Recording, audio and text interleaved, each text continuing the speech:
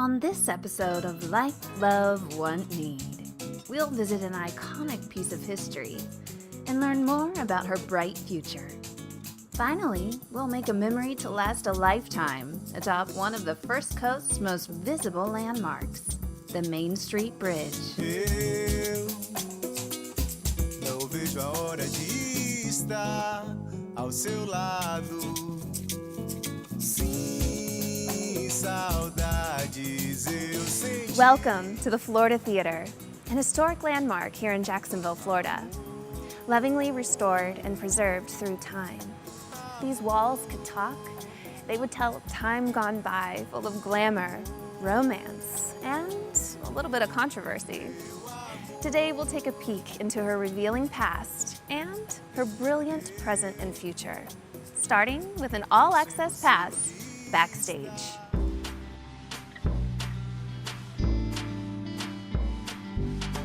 Built in the 1920s, the Florida Theater stands as a reminder of more glamorous times gone by, when a night out at the movies was a well-to-do affair, complete with childcare.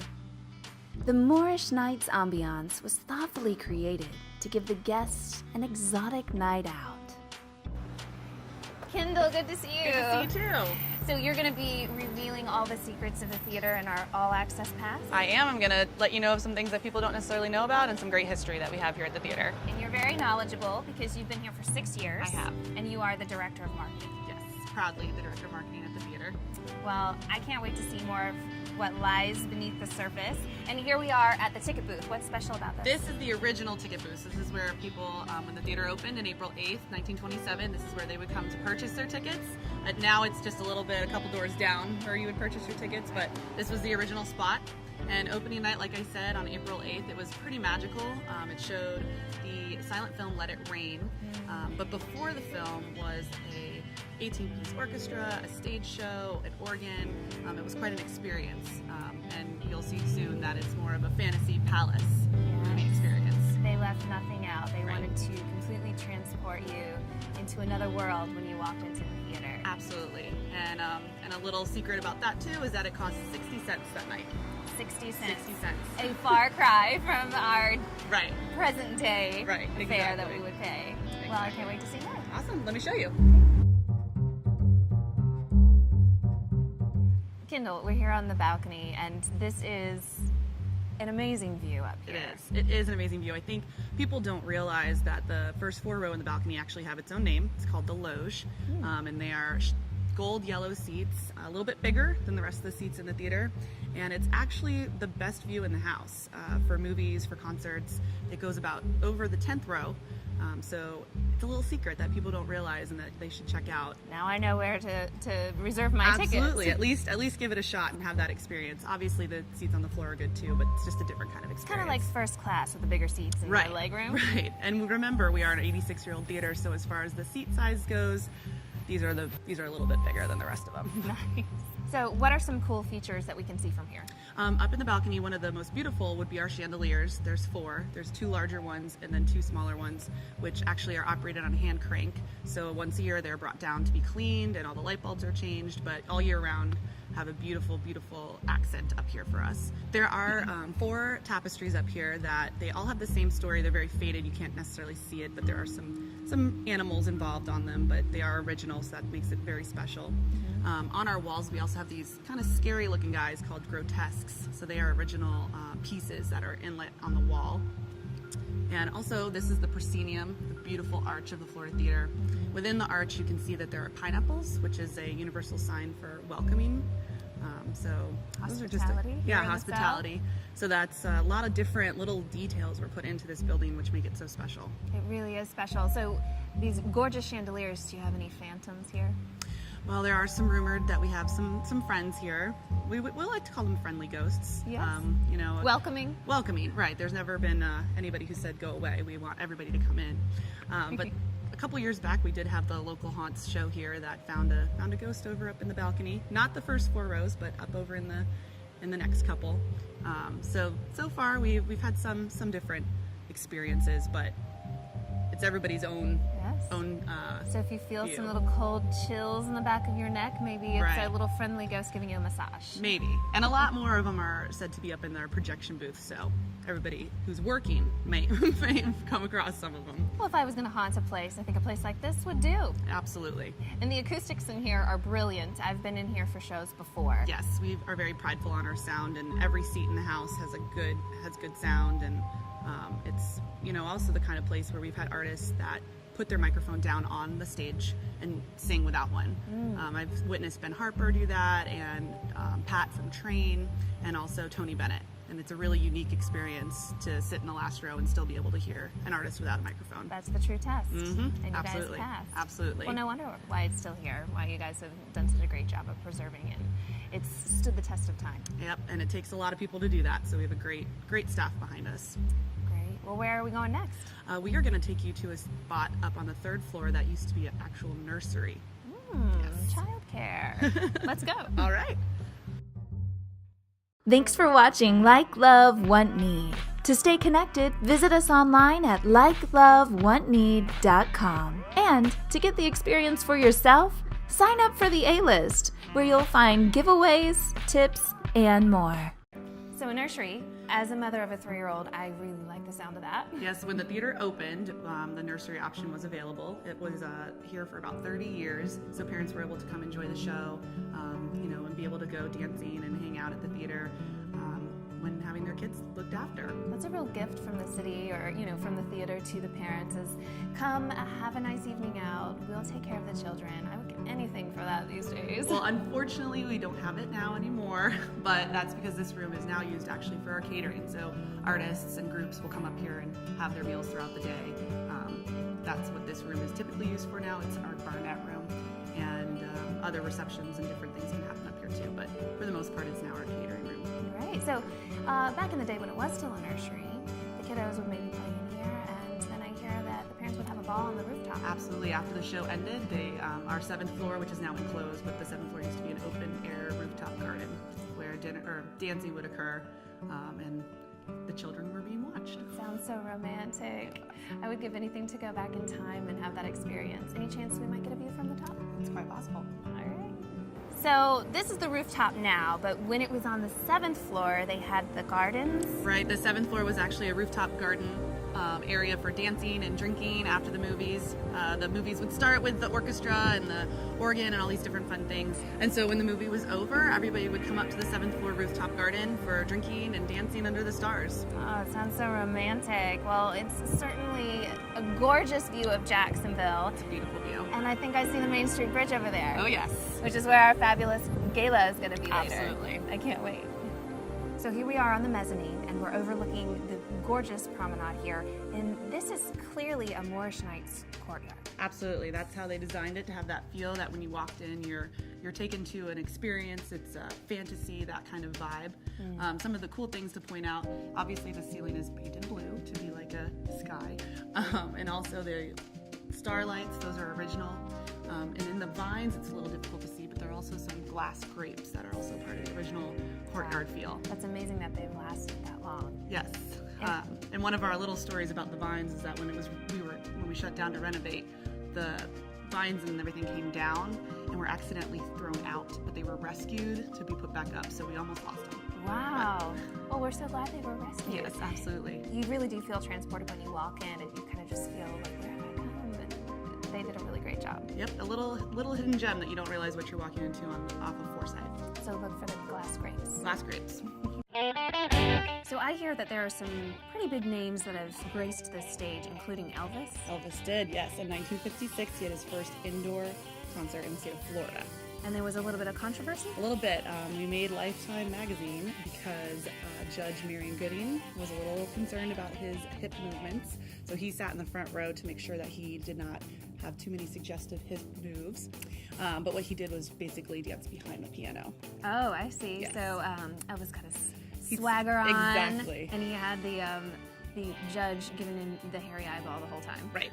And then it made national news. I wonder what Judge Marion would think today. Right. Times have changed. When we return, we'll conclude our tour and learn what's next for the Florida Theater's bright future.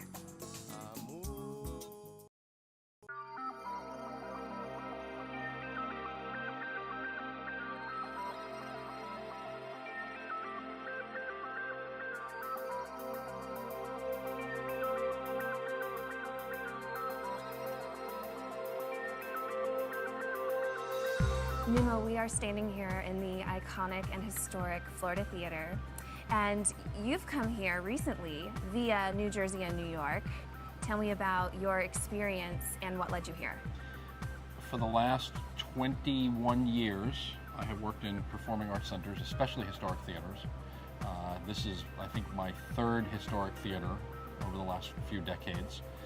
And about 2.5 years ago, I started thinking I was looking for a new challenge, and someone told me that my predecessor, Eric Hart, was on his way to retirement here. And I sent my resume, and they called me, and here we are. And for whatever reason, my little niche in show business has turned into taking organizations who are at periods of change and putting them on the right trajectory. So what's interesting about the Florida Theater at this time for me is it's not a crisis moment.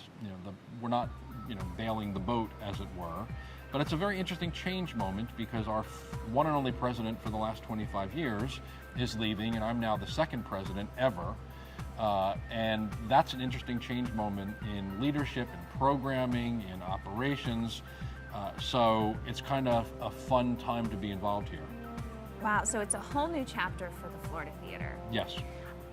Tell me about some of the successes that you've seen in your experience in the past and how you'll be implementing similar strategies for the future of the Florida Theater. Well, in the late 70s, early 80s, there was a big movement to save historic theaters like this one, which is on the National Register of Historic Places, and to revitalize them and use them for live performance and use them as tools for downtown development. And that happened all across the country. The Florida Theater is the last remaining theater on this side of downtown. At one time, there were 13 of these on this side of downtown Jacksonville. There were 8 of them on Forsyth Street alone, and this is the last one standing. So it's a big piece of our history that's still here. Many people came here as children and have really great memories about being here.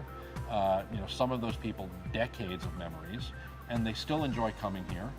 And it's great that the place is still here because it gives people a reason to come into downtown, which supports a lot of other jobs like restaurants and coffee shops and the kind of places you would go after the theater for a drink or for coffee. And it's kind of woven tightly into the fabric of our life as a community.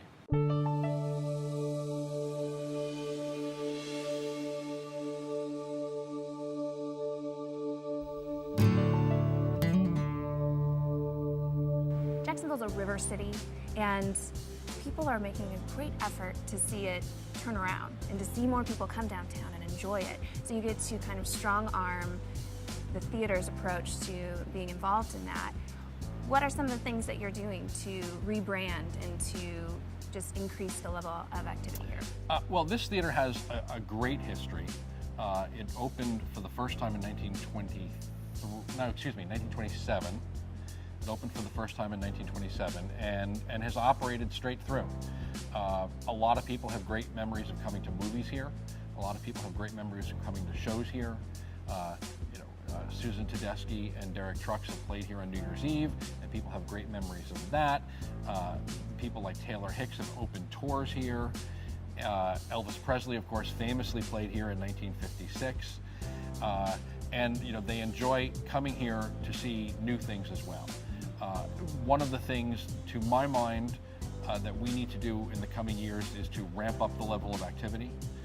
Last year we did about 130 nights, and that's less than I would expect in a building this size and a market this size. We are the 11th biggest city in America, and we're one of the top 50 metro markets in the country. And I'm hoping we can capture more of our market by being more active. So one of the things our audience can expect in the coming years is to see us with more nights, and that will include greater diversification of shows.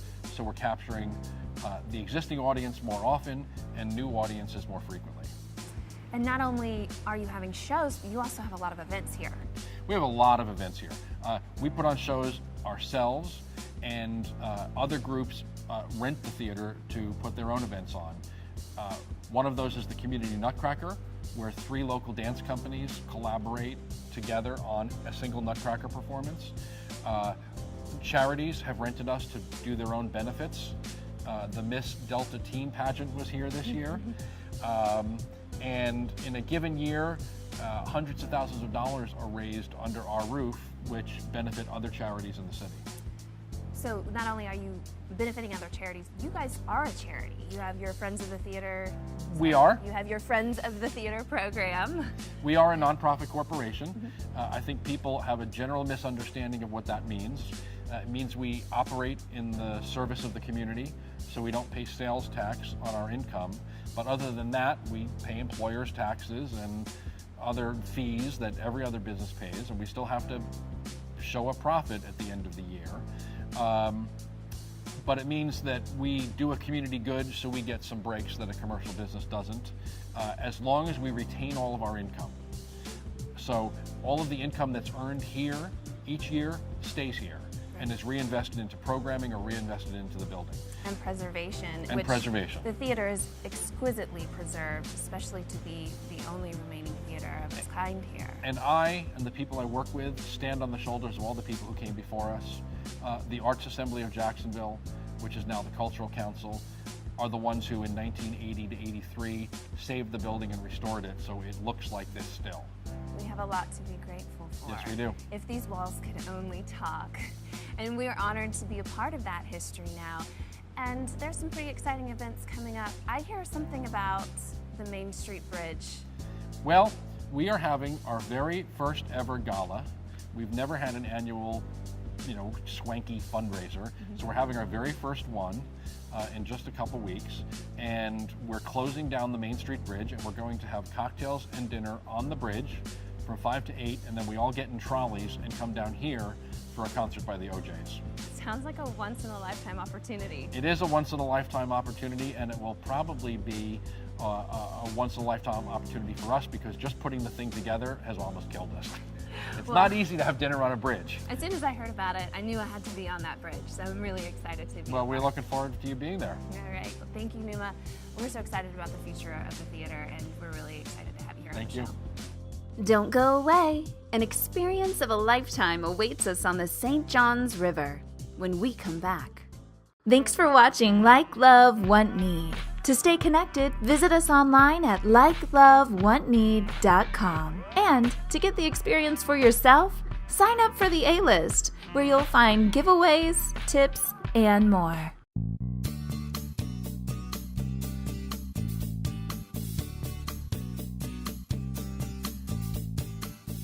Here we are at the Florida Theater for the most iconic event of the season.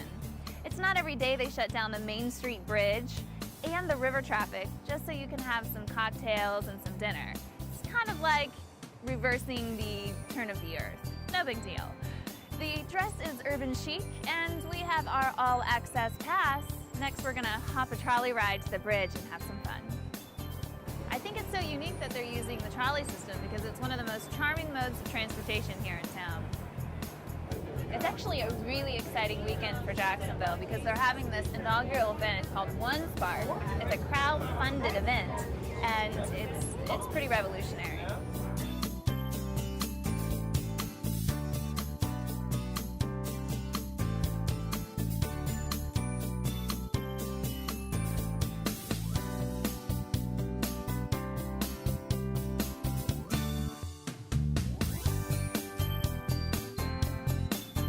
It's clear from the energy around us that people are having a great time. I think this is really a home run for the Florida Theater, and hopefully not just a once-in-a-lifetime opportunity. Hopefully we'll see this here again.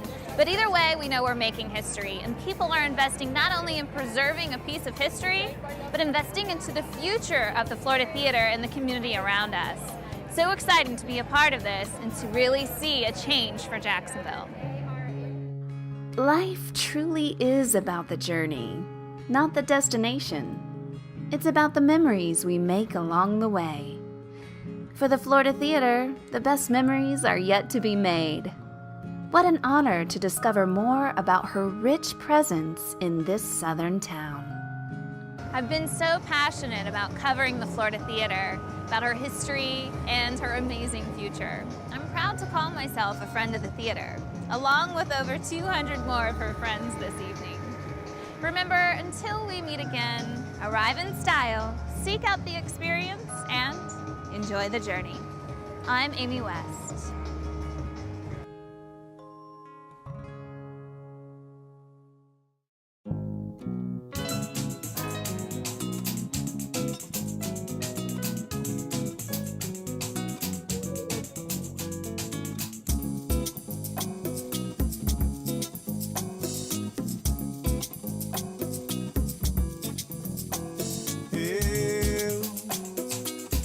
Eu não vejo a hora de estar ao seu lado. Sim, saudades eu senti.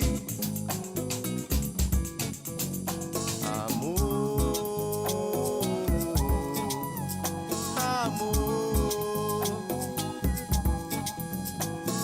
amor, meu amor. You can find us on the web at www.likelovewantme.com. And don't forget, like us on Facebook. You're so naked!